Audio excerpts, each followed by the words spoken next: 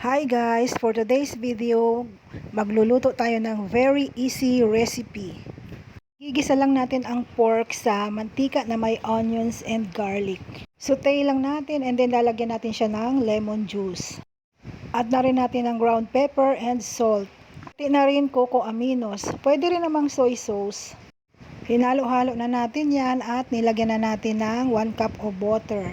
Simmer lang hanggang sa lumambot na yung meat at inad na natin ang sausage and button mushrooms. Simmer lang ulit at mekos-mekos lang ng kaunti. Tsaka naman natin i-add ang jalapeno. Simmer lang natin ulit at mag-add tayo ng cornstarch na tinunaw sa tubig. Add na rin ng onion leeks at lagyan ng seasoning. Yan, ready na ang ating ulam. Follow for more.